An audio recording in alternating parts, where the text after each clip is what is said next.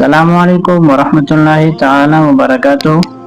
کیا آپ کا بھی یہ خواب ہے کہ آپ بیرون ملک جائے تعلیم کے لیے، اچھے روزگار کے لیے یا عمرہ حج کی سعادت کے لیے، لیکن ویزا افسر کی طرف سے بار بار ریجیکشن کا سامنا کرنا پڑ رہا ہے؟ تمام دستاویزات مکمل ہونے کے باوجود فائل آگے نہیں بڑھ رہی یا کوئی نہ کوئی غیبی رکاوٹ آپ کا راستہ روک رہی ہے۔ جب زمین کے سارے دروازے بند نظر آنے لگے تو مایوس مت ہو، کیونکہ آسمان والے کا دروازہ ہمیشہ کھلا رہتا ہے۔ آج کے اس ویڈیو میں آپ کو قرآن پاک کی ایک ایسی سورت کا خاص وظیفہ بتانے جا رہا ہوں جسے فتح اور کامیابی کی سورت کہا جاتا ہے۔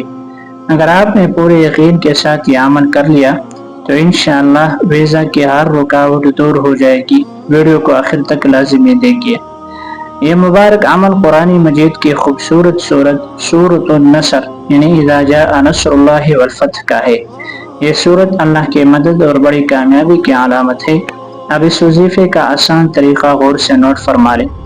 آپ نے کسی بھی دن باوضو ہو کر جائے نماز پر قبلہ رخ ہو کر بیٹھ جانا ہے۔ سب سے پہلے اول اور آخر 11 مرتبہ درود ابراہیمی درود شریف پڑھنا ہے۔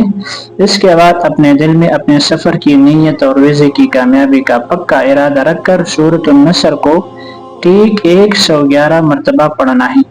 جب آپ 111 مرتبہ پڑھ لیں تو اپنے پاس اپنے پاسپورٹ یا ویزا فائل کی کاپی رکھیں اور اس پر دم کر دیں۔ پھر اللہ کے حضور گڑ گڑا کر اپنے سفر کی آسانی کے لیے دعا مانگیں۔ ناظرین، آج کل ہمارے بہت سے بہن بھائی، نوجوان اور دوست روزگار اور ویزا کی وجہ سے سخت پریشان ہیں اور ذہنی دباؤ کا شکار ہے۔